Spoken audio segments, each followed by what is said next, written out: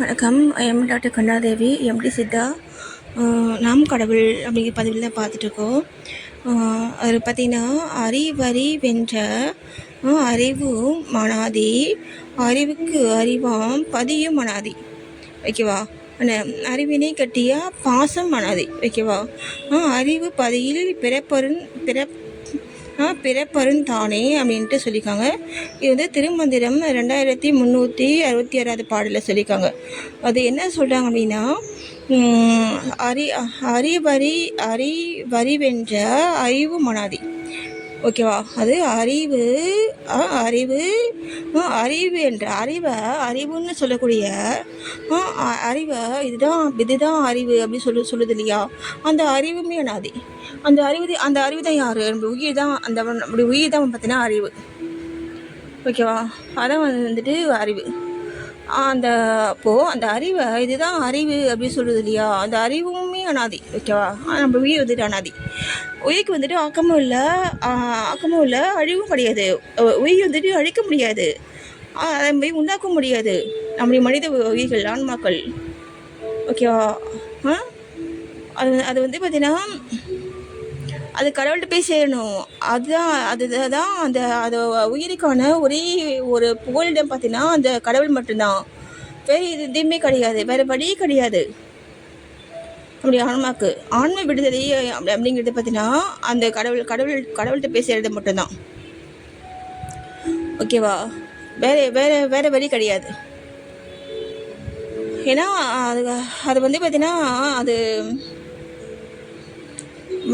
எண்ணிலடங்கா உயிர்கள் வந்துட்டு வந்து இருக்குது. அந்த எண்ணிலடங்கா உயிர்கள் வந்துட்டு இருக்குது இல்லையா? ஆமாம். இப்போ நம்ம வந்துட்டு நம்ம வீடு பேர் அடையிறதுக்கு மட்டும்தான் அந்த பிறவி வந்து கடவுள் கொடுத்துருக்காரு. ஓகேவா? அதுதான் திரும்ப வந்து சொல்கிறாங்க. அறிவுக்கு அறிவாம் பதியும் மனாதி. அறிவுக்கு அறிவு நம்ம உயிருக்கு வந்துட்டு அறிவுக்கு அறிவோம். அது வந்துட்டு நம்முடைய உயிருக்கு நம்ம உயிர் தான் வந்துட்டு அறிவு. நம்முடைய அறிவுக்கும் மேலான அறிவு, பேரறிவு. அதான் பார்த்தீங்கன்னா பதி. அந்த பதியுமே வந்து அனாதி. கடவுளுமே வந்து அனாதியே சொல்கிறாங்க. புரியுதா உங்களுக்கு? அனாதினா என்ன? அனாதை சொல்லுவாங்கள்ல. அனாதைனா ஆதரவற்றவர்கள் என்ன? ஆக்கமும் இல்லை, தோற்றமும் இல்லை, முடிவும் இல்லை.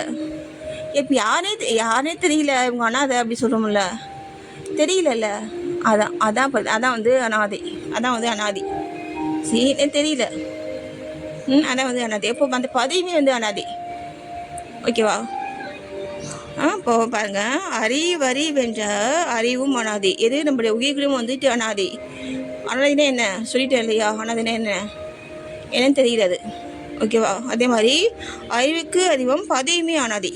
நம்முடைய அந்த கடவுளுமே வந்து என்னன்னு தெரியல. இப்போது அறிவினை கட்டிய பாசமும் அனாதி. இந்த அறிவினை கட்டிய அறிவினை யார்? நம்ம உயிர்.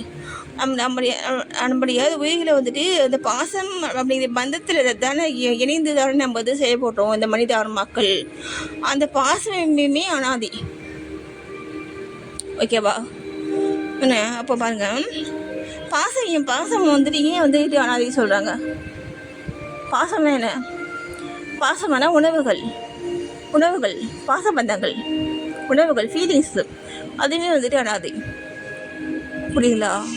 அனாதினா என்ன சொல்லிட்டோம் இல்லையா? இப்போது இதெல்லாம் பார்த்தீங்கன்னா அப்படி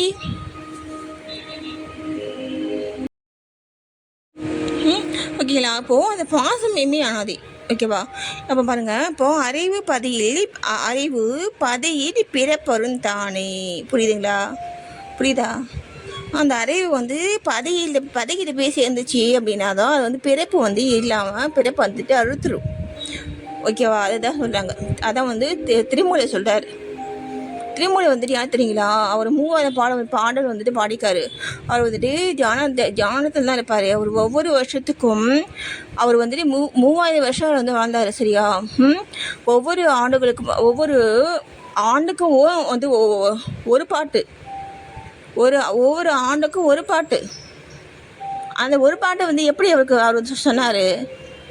அந்த தியானம் பண்ணும்பொழுது அவருக்கு வந்து அந்த உதித்த வார்த்தைகள் அது புரியுதுங்களா? அந்த அந்த உதித்த வார்த்தைகள் தான் அவர் வந்து பாடல்களாக கொடுத்துருக்காரு நமக்காக. ஓகேவா? ஆமாம், தியானம் பண்ணும்பொழுது அந்த அந்த மாதிரி உதிக்கும், எண்ணங்கள் வந்துட்டு உதிக்கும். அவர் சொல்கிறது வந்து உண்மைதான். ஓகேவா? இப்போ பாருங்க, ஆறுயிரை அறிவென்றும் பேருயிரை அறிவுக்கு அறிவென்றும் கூறுவர். புரியுதுங்களா? நம்மளோட உயிரை வந்துட்டு அறிவு, அதான் வந்து அறிவு. ஓகேவா? பேருயிர்ங்கிறது பேருயிரை வந்துட்டு அறிவுக்கு அறிவு என்றும் கூறு. பேருயிர்னா என்ன? பேருயிர்னா அந்த கடவுள். ஓகேவா? அது வந்து அறிவுக்கு அறிவு அப்படின்னு சொல்லுவாங்க. அப்போது பாருங்கள், பசு பல கோடி பிரம்மன் முதலாய் பசுக்கள் தலைவனை பற்றி விடாவே. இது வந்து திருமந்திரம் 2367 பாட்டில் சொல்லியிருக்காங்க. அது என்ன சொல்லுவாங்கன்னா, பசு பல கோடி, பசுன்னா முன்னது நம்மளுடைய உயிர், அந்த உயிர்கள் வந்து பல கோடியான உயிர்கள் பிரம்மன் முதலாய் பசுக்கள் தலைவனை பற்றி விடாவே. பட்டி விடாதே, பட்டாது. ஏன்னா அந்த தகுதி அவங்களுக்கு இருந்தால் தான் பற்றும். என்ன, பிரம்மன் முதலான தேவகளை அது வந்து பட்டணும் அப்படின்னா அது அவங்கள மாதிரி இருக்கணும். அந்த ஒத்த சிந்தனை இருக்கணும், ஒத்த கருத்துக்கள் இருக்கணும். நீங்கள் இப்போ நம்ம ஃப்ரெண்டாக யாரை நம்ம வந்து சொல்லுவோம், நமக்கு யாரை பிடிக்கும்?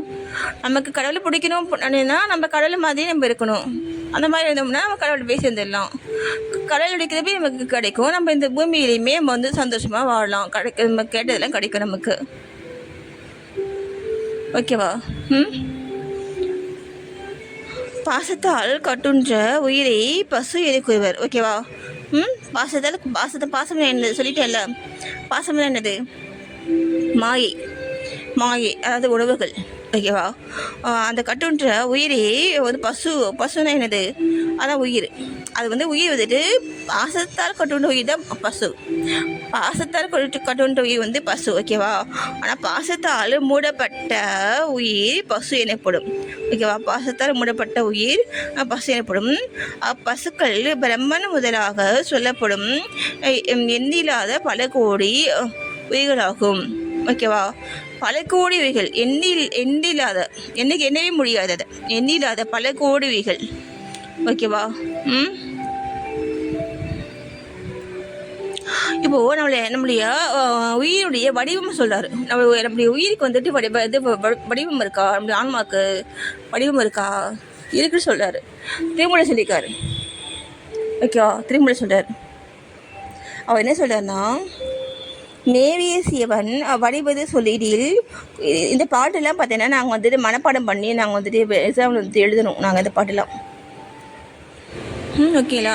அலோபதி படிக்கிறதை விட சித்த மருத்துவம் படிக்கிறது வந்து ரொம்ப கஷ்டங்க. அது ஏன் தெரியுமா? இந்த மாதிரி பாட்டாக இருக்கும், புரியாது, சுத்தமாக புரியாது. இந்த புக்கெல்லாம் பார்த்தீங்கன்னா நாங்கள் வந்து மனப்பாடம் பண்ணி எக்ஸாம் இருக்கும். 5 mark question, 2 mark question, 10 mark question இருக்கும். ஒன்றுமே புரியாது. அப்படியே மனப்பாடம் பண்ணி எழுதுவோம். சின்ன 21 வயசுல 19 வயசுலாம் என்ன புரியும்? ஒன்றுமே புரியாது. எல்லாம் 10 செகண்டே புக்கு. இது எல்லாம் குடும்பம் தானே. இதெல்லாம் எனக்கு லெசன்ஸ் எடுக்கிறவங்க பார்த்தீங்கன்னா இதே என்ன. இப்போ நானும் இந்த வயசில் நான் வந்து இவ்வளோ சொல்கிறேன்ல, அவங்களாம் இந்த மாதிரிலாம் சொல்ல மாட்டாங்க. அவங்க புக்கில் இருக்கிறத அப்படியே சொல்லுவாங்க. அவ்வளோதான். புக்கில் இருக்கிறத திரும்ப உடனே சொல்லுவாங்க. அவ்வளோதான் அவங்க சொல்லுவாங்க. இப்போ பாருங்க, நம்முடைய ஆன்மாவுடைய வடிவம் வந்து என்ன அப்படின்னு பார்த்தீங்கன்னா, மேவிய சீவனா என்னது? நம்மளுடைய உயிர் வடிவத்தை சொல்லிடில் கோபி மயிரொன்று. கோபின்னா என்னது? பசு. சரி, அந்த பசுனுடைய ஒரு மயிரை வந்து எடுத்து 100 கூறிட்டு, அதாவது 100 பங்காக்கி மேவியை கூறுறது 1000 ஆனால் அந்த 100 பங்கில் 1 எடுத்து 1000 கூறு போட்டு ஆவின் கூறுறது 100,001 ஒன்றாமே. அதாவது அந்த மேவி கூறுது 1000 ஆனால் ஆவியின்னா நம்ம உயிருடைய கூறு 100,000 1. 100,000 ஒன்று வந்து 100,000 ஒன்றுனா போவோம். அந்த ஒரு மயிரை நம்ம வந்துட்டு 100 கூறு போட்டு அந்த அந்த அந்த மேவி கூறுது இருங்க. அந்த அந்த ஒரு மெய் எடுத்து 100 கூறு போடணும் ஃபஸ்ட்டு. அந்த அந்த 100 கூறில் இருக்கிறத வந்து ஒன்று எடுத்து அதாவது 1000 கூறு போடணும். அந்த 1000 கூறில் இருக்கிற அந்த ஒன்று எடுத்து 1000 கூறு போட்ட இருக்கிறதுல வந்து ஒன்று எடுத்து அதை வந்து 100,000 கூறு போடணும். அந்த 100,000ல் 100,000 கூறு போட்டுட்டு வந்து பார்த்தா இருக்கக்கூடிய அந்த ஒரு கூறு இருக்கு இல்லையா, அந்த ஒரு கூறு தான் நம்முடைய உயிர். அந்த அளவு தான் இருக்கும் நம்முடைய உயிர் அப்படின்ட்டு யார் சொல்கிறது? திருமூலர் சொல்கிறார். பாட்டு வந்து பார்த்தீங்கன்னா 1974 பாட்டில் சொல்கிறார் திருமந்திரம். ஓகேவா? அப்போ நம்ம உயிருக்கு வந்துட்டு உயிர் வந்துட்டு அவ்வளோ வந்துட்டு நுண்ணியது, அவ்வளோ சின்ன. அதை தான் பார்த்தீங்கன்னா அவ்வளோ சின்ன இரும்புக்குழியும் இருக்கும் அந்த உயிர். அதே மாதிரி பெரிய யானைக்குழியும் இருக்கும். எந்த இடத்துல இருக்கோ அதை அப்படியே அந்த இடம் முழுக்க அதை வந்து ஆக்கிரமித்துக்கும். அது ஆற்றல் வந்துட்டு ரொம்ப அதிகம். அந்த உயிர்க்கான ஆற்றல் வந்துட்டு ரொம்ப ரொம்ப அதிகம். வல்லமை. ஏன்னா அது வந்து கடவுள் இது. ஓகேவா? நன்றி.